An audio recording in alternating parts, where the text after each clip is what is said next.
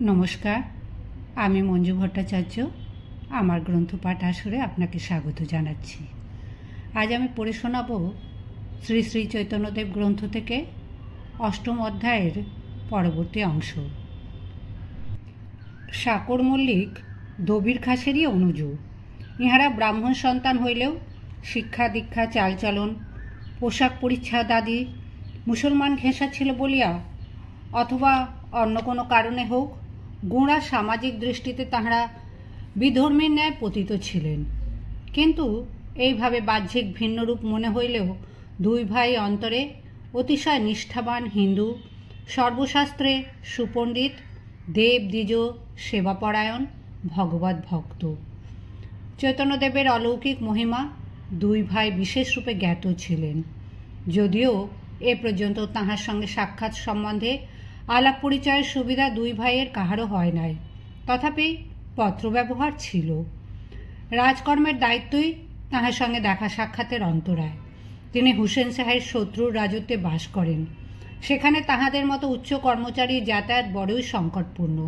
সেজন্য দুই ভাই কিছুকাল পূর্বে রাজকর্ম ও সংসারশ্রম ত্যাগ করিয়া তাহার সঙ্গে পুরীতে গিয়া মিলিত হইবার জন্য তাহার অনুমতি প্রার্থনা করিয়া পত্র লিখিয়াছিলেন। তদুত্তরে চৈতন্যদেব তাহাদিগকে অনাসক্তভাবে সংসারের কাজকর্মে নিযুক্ত থাকিয়া অন্তরে ভগবানের চিন্তা করিতে উপদেশ দেন এবং সেই ভাবের পরিপোষক একটি শ্লোক লিখিয়া পাঠান। পরব্য শোনেনি নারী ব্যগ্র ওপি গৃহকর্মণি তদ বাস্যাদয়তন্তঃ পরসঙ্গ সরা রসায়নম। বাসিষ্ঠ রামায়ণ উপশম প্রকরণ। দুষ্টা স্ত্রীলোক পতির গৃহে কাজকর্মে ব্যাপৃত থাকিয়াও অন্তরে উপপতির সঙ্গসুখের রস আস্বাদন করে। সেইরূপ সংসারের কাজকর্মের ভেতর থাকিয়াই ভগবানের দিকে মন রাখা প্রয়োজন। তাহা সেই উপদেশ অনুযায়ী জীবনযাপন করিয়া দুই ভাই ভগবানের দিকে অগ্রসর হইতেছিলেন। দবির খাস গৃহে ফিরিয়া সাকর মল্লিকের নিকট সন্ন্যাসীর প্রতি নবাবের এই মনের ভাব সন্দেহের কথা প্রকাশ করিলেন। দুই ভ্রাতায় আলোচনা হইতে লাগিল। যুক্তি পরামর্শ করিয়া উভয় স্থির করিলেন চৈতন্যদেবের সঙ্গে সাক্ষাৎ করিয়া রাজার মনোভাব জানাইবেন এবং যত শীঘ্র সম্ভব তাহাকে এই স্থানে ছাড়িয়া যাইতে অনুরোধ করিবেন। দিনে দিনে লোক সমাগম বৃদ্ধি পাইতেছে। বিধর্মী রাজার মনের গতি কখন কিরূপ হয় বলা যায় না। বাদশাহ সন্ন্যাসীর সেবা যত্ন করিবার অধিকার দেওয়াতে আজ তাহাদের পক্ষে চৈতন্যদেবের সঙ্গে দেখা সাক্ষাতের পথ কিছু সুগম। রাত্রিকালে দুই ভাই সন্ন্যাসী দর্শনে উপস্থিত হইলেন। তাহাদের আগমন বার্তা শুনিয়া সন্ন্যাসীরও আনন্দের সীমা রহিল না। অতীব উল্লসিত হইয়া তিনি স্বয়ং অগ্রসর হইলেন এবং প্রেমালিঙ্গনের জন্য দুই বাহু প্রসারিত করিয়া চলিলেন। যদিও দুই ভাই রাজতুল্য সম্মানিত, তথাপি তাহার নিকট অতি দিনহীনভাবে আসিয়াছেন। চৈতন্যদেবকে এইরূপে অগ্রসর হইতে দেখিয়া তাহাদের মনে অতিশয় সংকোচ জন্মিল। ভীত হইয়া অপরাধীর ন্যায় পেছনে হটিয়া গিয়া করজোড়ে বলিলেন, প্রভো, আমরা আপনার স্পর্শের যোগ্য নহি। অশ্রুপূর্ণ লোচনে এই কথা বলিয়াই দুই ভাই দণ্ডবৎ ভূমিতে লুণ্ঠিত হইলেন। চৈতন্যদেব তাহাদের নিষেধ না মানিয়া উভয়কেই প্রেমালিঙ্গনে বাঁধিলেন। তাঁরা কাতরভাবে বলিলেন, নীচ জাতি নীচ সঙ্গী করি নীচ কাজ, তোমার অগ্রেতে প্রভু কহিতে বাসি লাজ। ম্লেচ্ছ জাতি ম্লেচ্ছ সঙ্গী করি ম্লেচ্ছ কর্ম, গো ব্রাহ্মণ দ্রোহী সঙ্গে আমার সঙ্গম। মোর কর্ম মোর হাতে গলায় বাজিয়া, কুবিষয় বিষ্ঠা গর্তে দিয়াছে ফেলিয়া। তাহাদের দীনতা দেখিয়া চৈতন্যদেবের হৃদয় বিগলিত হইল। শুনি মহাপ্রভু কহে, শুনরূপ দবির খাস, তুমি দুই ভাই মোর পুরাতন দাস। আজি হইতে তোহার নাম রূপ সনাতন, দৈন্য ছাড়ো তোমার দৈন্যে হাঁটে মোর মন। বহু দিবসের অন্তরের আকাঙ্ক্ষা পূর্ণ হইল। দুই ভাই অকপটে চৈতন্যদেবকে আপনাদের মর্মব্যথা জানাইয়া আত্মসমর্পণ করিলেন। তিনিও অতিশয় আনন্দিত হইয়া তাহাদিগকে বলিলেন, তোমাদের জন্যই এখানে আসিয়াছি। গৌর নিকট আসিতে নাহি প্রয়োজন, তোমা দোহা দেখিতে মোর ইহা আগমন। এই মোর মনের কথা কেহ নাহি জানে, সবে বলে কেনে আইলা রামকেলি গ্রামে। উভয়কে নিত্যানন্দ প্রভু ও বিশিষ্ট ভক্তগণের সহিত পরিচয় করাইয়া দিলে দুই ভাইয়ের বিনয়, নম্রতা ও ভক্তি শ্রদ্ধা দেখিয়া সকলেরই অন্তর পুলকিত হইল। পরে ভগবত প্রসঙ্গ আরম্ভ হইলে চৈতন্যদেবের মুখে অমৃতময় উপদেশ শ্রবণ করিয়া দুই ভাই অতিশয় আনন্দিত হইলেন। বিদায় লইবার পূর্বে সনাতন চৈতন্যদেবকে হুসেন শাহের অন্তরের ভাব জানাইয়া বলিয়া গেলেন, প্রভু, এখানে আর বেশি দিন আপনার থাকা উচিত নহে। বিধর্মী রাজার মতিগতি কখন কিরূপ হইবে ঠিক নাই। তাহাদের কথার মর্ম বুঝিয়া তিনিও জানাইলেন শীঘ্রই প্রস্থান করিবেন। তাহাদের জন্য এতদিন তিনি অপেক্ষা করিতেছিলেন। তাহাদের দুই ভাইয়ের সঙ্গে মিলন হইল, এখন আর থাকার প্রয়োজন নাই।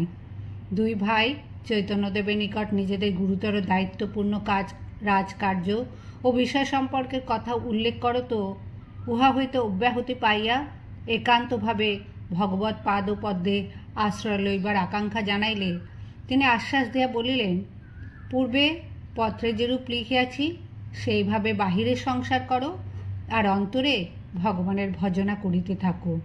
সময় হইলে তিনি পদ দেখাইবেন। তাহার পাদপদে বারংবার শাস্ত্রু নয়নে দণ্ডবাদ প্রণাম করিয়া উভয় ভ্রাতা বিদায় লইলেন।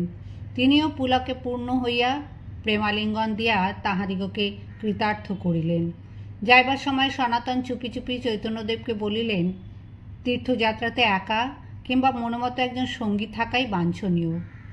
ইহা হইতে চলো প্রভু, ইহা নাহি কাজ, যদ্যপি তোমারে ভক্তি করে গৌররাজ। তথাপি যবন জাতি না করি প্রতীতি, তীর্থযাত্রায় এত সংঘট্ট ভালো নহে রীতি। যাহা সঙ্গে চলে এই লোক লক্ষ কোটি, বৃন্দাবন যাত্রার এ নহে পরিপাটি। 2-3 দিন পরেই চৈতন্যদেব রামকেলি ত্যাগ করিয়া চলিলেন এবং ক্রমে ক্রমে অগ্রসর হইয়া কানাইয়ের নাটশালা নামক স্থানে আসিয়া পৌঁছাইলেন। কানাইয়ের নাটশালা অতি প্রসিদ্ধ স্থান। শোনা যায় সমগ্র শ্রীকৃষ্ণ লীলা কাহিনীর মূর্তি চিত্র সেখানে প্রতিষ্ঠিত ছিল। সেই সমস্ত দর্শন করিয়া সকলেই আনন্দ লাভ করিলেন। পথে পথে সঙ্গীর সংখ্যা বাড়িয়া যাইতেছে দেখিয়া চৈতন্যদেবের মনে চিন্তা হইল। তিনি ভাবিতে লাগিলেন, বিচক্ষণ সনাতন ঠিকই বলিয়াছিলেন, তাহার কথার গভীর তাৎপর্য আছে। এত লোক সঙ্গে থাকিলে তীর্থ দর্শনে কোনরূপেই শান্তি হইবে না। একাকী সঙ্গীহীন হইয়া তাহার উপর সম্পূর্ণ নির্ভর করিয়া না চলিলে তাহার কৃপা উপলব্ধি করা সম্ভব হইবে না। আরও মনে পড়িল, শ্রীমৎ মাধবেন্দ্র পুরী ও অন্যান্য মহাত্মারা নিঃসঙ্গ হইয়া তীর্থাদি ভ্রমণ করিতেন বলিয়ায় পরম কারুণিক শ্রী ভগবানের অশেষ কৃপা প্রতি মুহূর্তে তাহাদের উপর বর্ষিত হইত। এই সকল কথা চিন্তা করিয়া চৈতন্যদেব উপস্থিত তীর্থযাত্রার সংকল্প ত্যাগ করিলেন এবং কানাইয়ের নাটশালা হইতে ফিরিয়া পুনরায় শান্তিপুরে আচার্য ভবনে আসিয়া উপস্থিত হইলেন। তাহাকে অপ্রত্যাশিতভাবে পাইয়া আচার্য ভক্তগণের আনন্দের সীমা রহিল না। আচার্য গৃহে পুনরায় আনন্দ উৎসব আরম্ভ হইল এবং নবদ্বীপ হইতেও ভক্তগণ আসিয়া যোগ দিলেন। তাহার অভিপ্রায় অনুসারে শিবিকা পাঠাইয়া শচীদেবীকেও আবার আনা হইল। শ্রীমৎ রঘুনাথ দাস নামক জনৈক অন্তরঙ্গ ভক্ত এই সময় শান্তিপুরে আসিয়া চৈতন্যদেবের শ্রীচরণ আশ্রয় করিলেন। রঘুনাথের বাসস্থান সপ্তগ্রাম। বর্তমান কলিকাতা নগরীর ন্যায় সপ্তগ্রাম তখন বঙ্গদেশের প্রধান বাণিজ্য কেন্দ্র ছিল। সপ্তগ্রামের বণিকেরা তখন দেশে বিদেশে ব্যবসা বাণিজ্য করিয়া দেশের সম্পদ বৃদ্ধি করিতেন। সোনার বাংলার সেই প্রাচীন ঐশ্বর্য নগরী সপ্তগ্রামের মহাপ্রতাপান্বিত জমিদার ছিলেন হিরণ্য ও গোবর্ধন নামক দুই ভ্রাতা। তাহাদের একমাত্র বংশধর রঘুনাথ কনিষ্ঠ গোবর্ধনের সন্তান। হিরণ্য গোবর্ধনের জমিদারির আয় তখনকার দিনে বার্ষিক 12 লক্ষ টাকা, বর্তমান সময়ে প্রায় 1 কোটি টাকার সমান। ধার্মিক, পরোপকারী, সদাশয় হিরণ্য গোবর্ধন আপনাদের বিপুল ধনরাশি অকাতরে নানা প্রকার সৎ কর্মে ব্যয় করিতেন। নবদ্বীপের ও অন্যান্য স্থানের বিদ্যার্থীদের জন্য তাহাদের ধন ভাণ্ডার উন্মুক্ত ছিল। দেবালয় নির্মাণ, ধার্মিক সজ্জনের সেবাতেও তাহারা আগ্রহান্বিত ছিলেন। চৈতন্যদেবের মাতামহ জ্যোতির্বিদ নীলাম্বর চক্রবর্তী মহাশয় এবং অদ্বৈতাচার্য তাহাদের বিশেষ শ্রদ্ধাভাজন ছিলেন বলিয়া শোনা যায়। বাল্যকাল হইতেই ভগবত ভক্তিপরায়ণ রঘুনাথ চৈতন্যদেবের মহিমার কথা শুনিয়া তাহার প্রতি বিশেষভাবে আকৃষ্ট হন এবং সন্ন্যাসের পর তিনি যখন শান্তিপুরে আসিয়াছিলেন সেই সময় রঘুনাথও তাহাকে দর্শন করিবার জন্য আচার্য ভবনে উপস্থিত হইয়াছিলেন। চৈতন্যদেবকে দেখিয়া ও আলাপ আলোচনা করিয়া তাহার প্রতি রঘুনাথের এমন প্রবল আকর্ষণ জন্মিয়াছিল যে তখনই গৃহ সংসার ত্যাগ করিয়া চিরকাল তাহারই নিকট বাস করিবার জন্য লালায়িত হইয়াছিলেন। কিন্তু তখন চৈতন্যদেব তাহাকে অনেক বুঝাইয়া শুনাইয়া ঘরে থাকিয়া ভগবত ভজন করিবার জন্য উপদেশ দিয়া বাড়ি পাঠাইয়া দেন। তাহার আদেশ অনুযায়ী ঘরে গিয়া ভগবত ভজনে কাল কাটাইলেও রঘুনাথের মন চৈতন্যদেবের চরণেই পড়িয়াছিল। দিবারাত্র ভাবিতেন কখন কিভাবে আবার তাহার দর্শন মিলিবে। ইহার কিছুকাল পরে প্রভুপাদ ও নিত্যানন্দ যখন চৈতন্যদেবের অভিপ্রায় অনুযায়ী ভগবত ভক্তি প্রচার করিবার জন্য গৌড় দেশে আসিলেন, তখন তাহার কৃপালাভ করিয়া রঘুনাথের মন কথঞ্চিত শান্ত হইল। সপ্তগ্রামের শ্রেষ্ঠীকুল ও অন্যান্য ভক্তবৃন্দের আগ্রহে নিত্যানন্দ যখন তথায় অবস্থান করিতেছিলেন তখন রঘুনাথও তাহাকে দর্শন করিবার সুযোগ পাইতেন। এইভাবে কিছুকাল গত হইলে রঘুনাথের অন্তরের বৈরাগ্য অত্যন্ত প্রবল হইয়া উঠিল এবং একদিন সুযোগ পাইয়া তিনি গৃহ হইতে পলায়ন করিয়া চৈতন্যদেবের সহিত মিলিত হইবার জন্য নীলাচলের পথে চলিলেন। রঘুনাথের বাপ জ্যাঠার লোকজনের অভাব নাই। তাহারা খোঁজ করিয়া রাস্তা হইতে তাহাকে ধরিয়া আনাইলেন। রঘুনাথকে অনেক বুঝানো হইল। তাহার মা, বাপ, জ্যাঠা, আত্মীয় স্বজন সকলেই দুঃখিত চিত্তে তাহাকে নানা কথা বলিলেন, কিন্তু ওই সকল বাক্যে তাহার মনের বৈরাগ্য কিছু মাত্র হ্রাস পাইল না।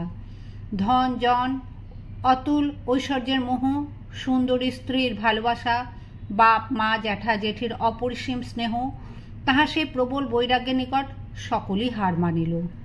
মায়ার বাঁধন তাহাকে বাঁধিতে পারিল না। তিনি গৃহ হইতে পলায়ন করিবার জন্য বারবার চেষ্টা করিতে লাগিলেন।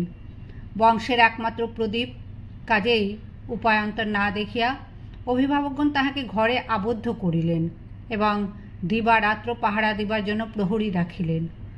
কানাইয়ের নাটশালা হইতে চৈতন্যদেবের ফিরিয়া আসিবার পর শান্তিপুরে যে আনন্দ উৎসব চলিতেছিল, লোকমুখে সেই খবর রঘুনাথের কানে পৌঁছলে রঘুনাথ উতলা হইলেন এবং চৈতন্যদেবকে দর্শনের জন্য অতিশয় কাতরভাবে মা বাপের নিকট মিনতি আরম্ভ করিলেন। তাহার কাতর ভাব ও ব্যাকুলতা দেখিয়া মাতা পিতা জ্যাঠা স্থির থাকিতে পারিলেন না। হিরণ্য গোবর্ধন প্রহরীর সঙ্গে দিয়া বহু জিনিসপত্র উপহার সহ রঘুনাথকে শান্তিপুরে পাঠাইয়া দিলেন। চৈতন্যদেবকে দর্শন করিয়া ও তাহার শ্রীচরণ স্পর্শ করিয়া রঘুনাথের অন্তর শান্ত হইল। চৈতন্যদেবও তাহার প্রতি অসীম স্নেহ ও ভালোবাসা প্রকাশ করিলেন এবং কয়েকদিন তাহার নিকট থাকার অনুমতি দিলেন।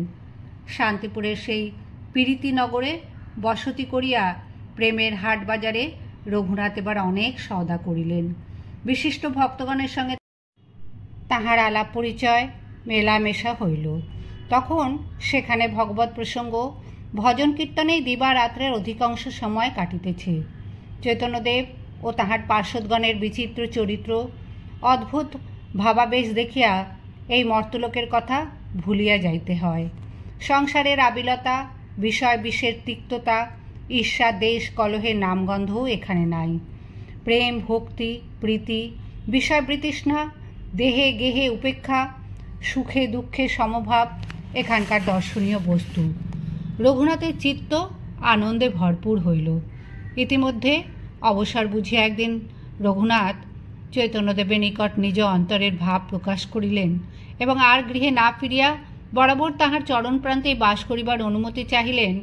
রঘুনাথের বিষয় বিরাগ এবং ভগবানের অনুরাগ দেখিয়া চৈতন্যদেবের চিত্ত অতিশয় প্রসন্ন হইলেও উপস্থিত তাহাকে সংসার ত্যাগ করিতে নিষেধ করিলেন এবং প্রবোধ দিয়া বলিলেন, স্থির হইয়া ঘরে যাও, না হইও বাউল, ক্রমে ক্রমে পায় লোক ভবসিন্ধু কূল। মর্কট বৈরাগ্য না করিহ লোক দেখাইয়া, যথাযোগ্য বিষয় ভুঞ্জ অনাসক্ত হইয়া।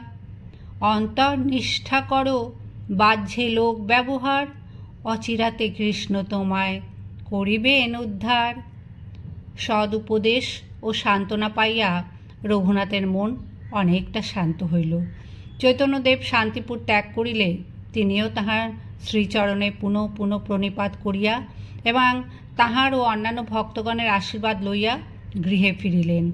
বিদায়কালে চৈতন্যদেব তাহাকে বলিলেন, আগামী বৎসর উত্তর পশ্চিমের তীর্থ দর্শনে যাইবার ইচ্ছা। তীর্থ দর্শনান্তে পুরী প্রত্যাবর্তন করিলে তুমি গিয়ে দেখা করিও। এইভাবে